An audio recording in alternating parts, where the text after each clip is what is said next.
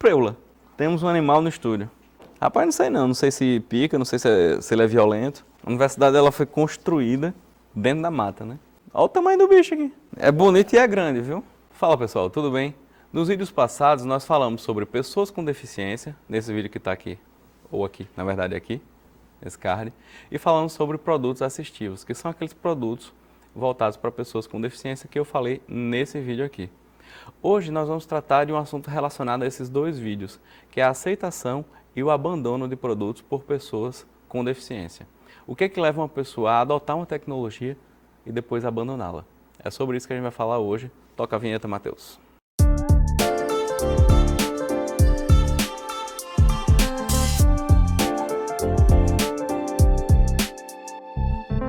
São várias as razões que nos levam, no nosso dia a dia, a abandonar um produto, seja porque ele não funciona corretamente, porque ele promete alguma coisa que não entrega. E no campo das deficiências também não ia ser diferente.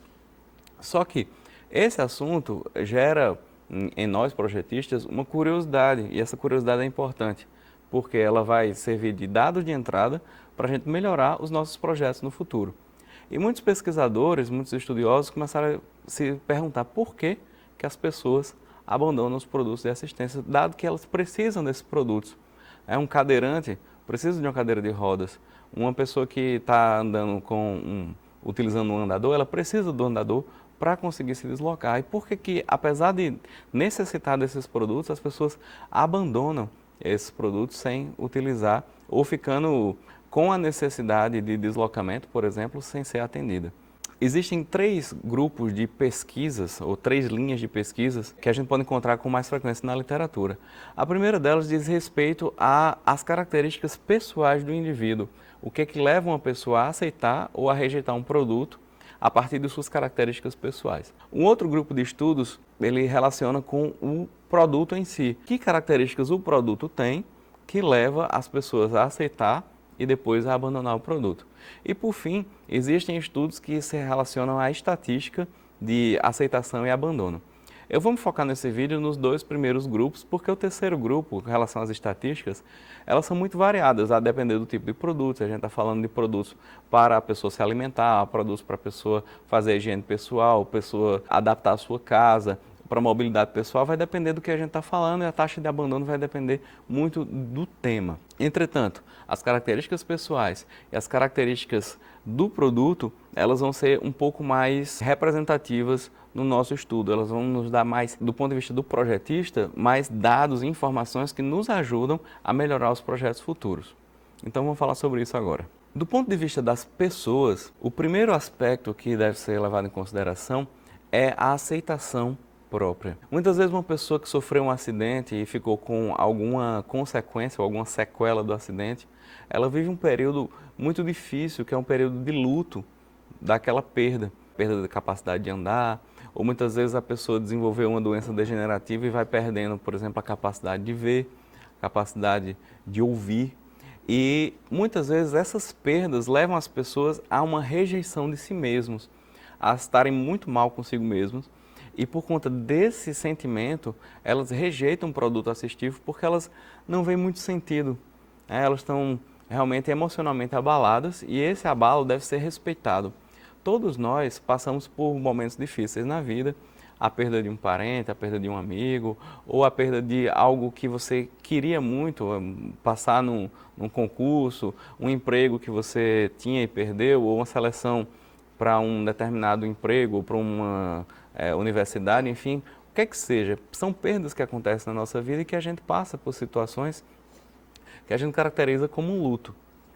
Da mesma forma, uma pessoa que tinha uma capacidade e passa a não tê-la, ela começa a se sentir desamparada, abandonada pela vida, começa a se sentir muito mal com isso. E esses sentimentos devem ser respeitados por nós, porque eles são, digamos, momentos que as pessoas passam e que isso precisa ser bem vivido por cada um de nós. Muitas vezes, quando uma pessoa que, por exemplo, devido a um acidente, perde a capacidade de andar, ela passa por um momento realmente de luto, de depressão, muitas vezes, e que esse momento vai fazer com que a pessoa rejeite uma cadeira de rodas, rejeite uma fisioterapia, rejeite qualquer tratamento que possa restabelecer suas condições, porque ela não aceita ainda aquilo. Uma pessoa que enxergava e por conta de um acidente não enxerga mais, ela vai ficar muito triste, ela vai ficar muito mal e durante algum tempo.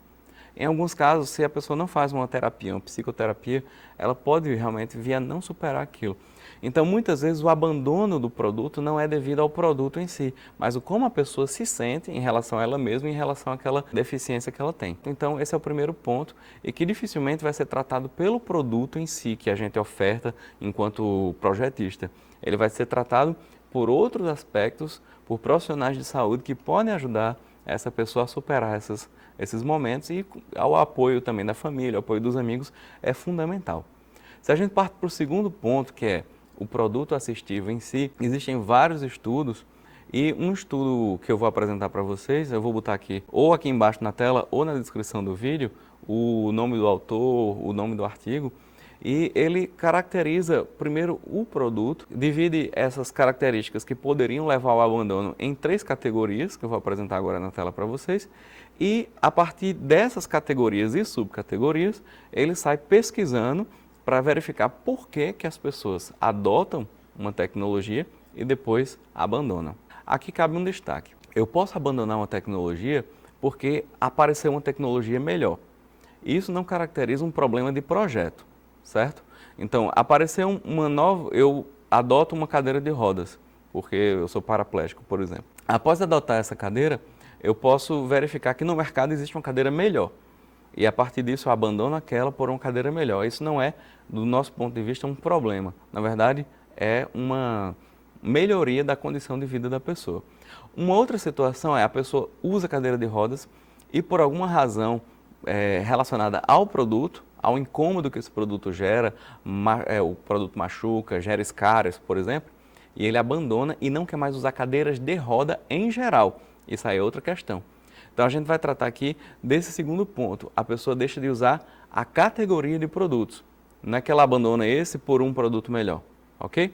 Então vamos lá apresentar na tela para vocês as características. A primeira categoria de variáveis são os aspectos físicos do produto, que o autor divide, os autores na verdade, dividem em 4 subcategorias. A performance do produto, ou seja, a capacidade do produto de desempenhar bem a sua função de maneira adequada e satisfatória e que realmente a pessoa sinta que o produto entrega aquela função. O segundo aspecto é a demanda de energia. O que é a demanda de energia? Significa quanto tempo e quanto esforço eu tenho que depreender para aprender a usar aquele produto. Esse aspecto é importante porque muitas vezes, inclusive acontece comigo, quando eu já falei até em outro vídeo, que quando eu tenho que demorar mais de 15 ou 20 minutos para aprender a usar um aplicativo, eu simplesmente apago ele do meu celular. Por quê? Porque a gente acaba vivendo um mundo de uma velocidade tal que se o aplicativo que eu boto no meu celular não for fácil para aprender, eu não vou gastar muito mais tempo para aprender a usá-lo. Se a gente estivesse falando, por exemplo, de um software no computador, aí eu vou ter mais tolerância ao tempo necessário para aprender a utilizá-lo, mas quando é no celular, a tela pequena, me incomoda.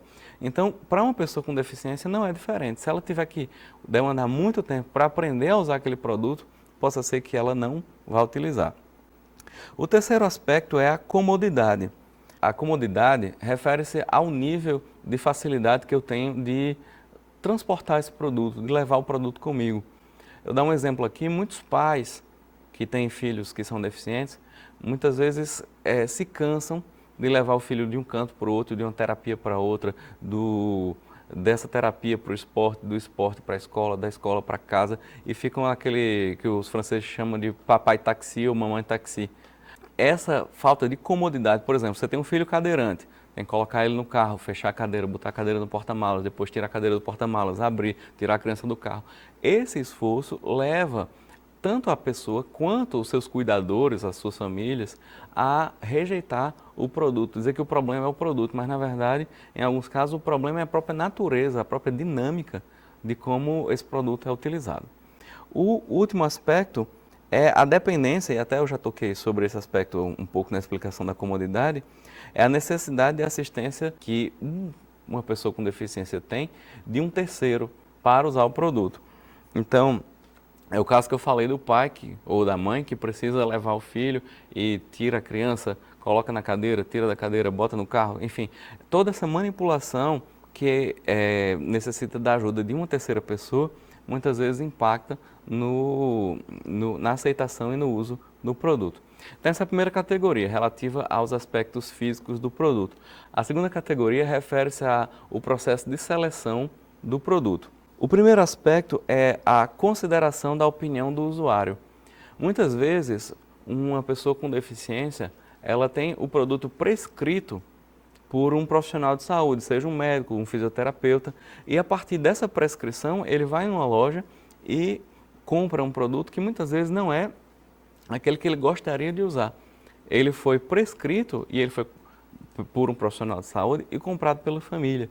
E esse produto chega na casa da pessoa e a pessoa é, digamos assim, introduzida no uso sem ter participado do processo de seleção e mesmo de prescrição do produto. O terceiro aspecto é a facilidade de compra. O que é que a gente caracteriza como facilidade de compra? É a possibilidade de eu, entrando numa loja, encontrar o produto, poder pagar e sair com ele. Se a disponibilidade do produto é um fator primordial para essa facilidade de compra, significa que o produto foi produzido anteriormente. Para ser produzido anteriormente, ele tem que ser projetado anteriormente, e para ser projetado anteriormente, tem que ter um monte de suposições sobre como esse mercado é. Significa que eu tenho produtos geralmente padronizados. Quanto mais fácil de comprar o produto, significa que ele está disponível. E para ele estar disponível, significa que ele é padronizado, ele não é feito para cada pessoa. Então, quanto mais padronizado o produto, mais barato ele é, porque eu tenho uma escala de produção maior. Entretanto, quanto maior essa escala de produção e quanto maior a padronização, menor a adaptação desse produto a cada necessidade de cada pessoa individualmente. Esse produto vai ser projetado, digamos, para uma média da população. Por conta disso, esses autores colocaram a hipótese de que esse pode ser um dos fatores que levam a pessoa a abandonar os produtos. Um terceiro aspecto relacionado à seleção é a iniciativa ou iniciativas relativas ao processo de aquisição.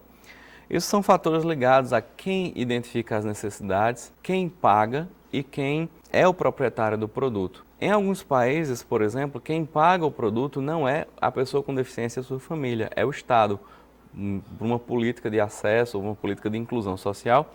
E muitas vezes, por conta dessa política, os profissionais que se envolvem nesse processo de entregar ou pagar, digamos assim, a partir de uma política estatal, acham que estão fazendo um grande favor à pessoa de já entregar aquele produto X ou aquele produto Y. Mas às vezes esses produtos, eles não se adequam à necessidade daquele indivíduo.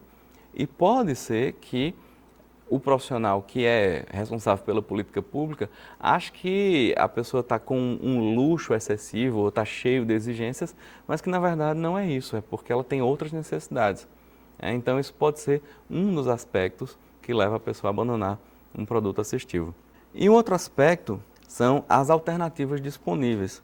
São proposições de soluções que respondem às necessidades do indivíduo. E que exatamente esse aspecto que eu coloco aqui é relativo àquele item que eu falei. A pessoa substitui uma tecnologia porque existe outra melhor. Na minha opinião e na opinião de vários autores, isso não é um problema em si. Isso é fruto da própria evolução tecnológica. Por fim, a última categoria, digamos assim, de necessidades que a gente vai trabalhar são relativa à utilização contínua, o uso contínuo do produto. E aí os autores dividem em necessidades e prioridades e opiniões dos outros em relação à pessoa. Com relação a necessidades e prioridades, é a avaliação que a pessoa faz da adequação entre aquele produto e as suas necessidades, principalmente porque essas necessidades evoluem com o tempo, e esse é um fator fundamental. Finalmente, a opinião dos outros em relação ao produto que você está usando. Muitas vezes, você deixa de usar, independente de ser uma pessoa com deficiência ou não, muitas vezes nós deixamos de utilizar um produto porque alguém deu uma opinião de que aquele produto é feio, ou que o produto é cafona, porque está fora de moda. Muitas vezes a gente se deixa levar por esse tipo de opinião. Imaginemos uma situação de uma pessoa que tem uma deficiência. Ela já se encontra numa situação de maior vulnerabilidade do que a média da população. Uma pessoa que deu uma opinião negativa a respeito do uso de uma muleta, uso de um andador, uso de uma cadeira de rodas ou de um aparelho auditivo, isso vai levar a pessoa a um certo embaraço de utilizar o produto. Então, esse também é uma tese que eles levantaram. Então, esses fatores que eu apresentei a vocês agora, são fatores que eles levantaram como hipóteses. A hipótese que eles tinham a respeito do abandono de produtos é que esses produtos eram abandonados por conta desses fatores. Testando na prática, eles verificaram que alguns fatores eram mais importantes e outros fatores eram menos importantes. E aí eu vou destacar para vocês, são 4 fatores fundamentais. O primeiro deles refere-se à performance do produto. Significa que se o produto não entrega aquilo que ele promete, a pessoa tende a abandonar o produto. Isso, na minha opinião, na opinião do pessoal que está aqui no estúdio, não é só relativo a produtos assistivos, é qualquer produto. Se ele não entrega o que promete, a gente tende a abandonar. E se esse produto ele é associado a uma marca, a gente associa que aquela marca em si, não aquele produto, mas a marca não presta. E aí, se a TV da marca X não funciona, significa que o DVD, que a filmadora, que todos os produtos que são oferecidos, um telefone celular, pela mesma marca, eles não prestam. E que não é necessariamente verdade. O segundo aspecto importante é não considerar a opinião do usuário na hora de selecionar o produto. Esse é um aspecto fundamental. Isso envolve várias áreas da nossa vida. Se alguém chega me impondo alguma coisa, a tendência é que eu rejeite. Então, se eu participo do processo de seleção e de aquisição do produto, a tendência é que eu me envolva e que eu me sinta partícipe daquilo e não que chegue alguma coisa imposta de cima para baixo. O terceiro aspecto é inclusive algo que eu vivenciei essa semana. Eu comecei a realizar uma pesquisa na FUNAD, que é aqui em João Pessoa, a Fundação de Apoio, a Fundação de Assistência à Pessoa com Deficiência. Quando a gente começou a discutir o que é que levaria uma pessoa a abandonar um produto, uma pessoa do serviço já disse uma coisa: professor, o que eu noto às vezes é que nós temos pessoas cadeirantes que têm uma necessidade que vai mudando com o tempo. Ela vem com um problema na coluna, algum desvio, e esse desvio vai aumentando com o tempo. A gente coloca ela numa cadeira que é adequada, mas a partir do momento em que a sua condição vai evoluindo, aquela cadeira já não é mais adequada para ela. E por questão de dificuldade de atualizar essa cadeira, muitas vezes ela é abandonada e a pessoa não tem como ficar comprando várias. E a partir desse problema, ela simplesmente abandona o uso. Ela não tem mais uma cadeira. Ou ela usa uma cadeira inadequada, o que é mais raro, é mais fácil ela abandonar. E o quarto e último aspecto é a comodidade de compra, que foi um aspecto que eu até expliquei de maneira mais alongada, quando eu expliquei todos os fatores que os autores colocaram. Então, resumindo, desempenho fraco, não considerar a opinião do usuário quando o produto ele é selecionado, o produto não evolui com a evolução das necessidades da pessoa e, por fim, a comodidade de compra. Essa comodidade entendendo como um produto muito padronizado que não atende necessidades específicas de cada usuário. Se você assistiu o vídeo até aqui, por favor, não deixa de curtir se você gostou. Se você não gostou, não clica no não curtir. E não se esqueça de se inscrever no canal e clicar para receber as atualizações. Nós estamos tentando colocar um vídeo ou 2 a cada semana. Não sei se vamos conseguir. Tá bom? Um abraço e falou!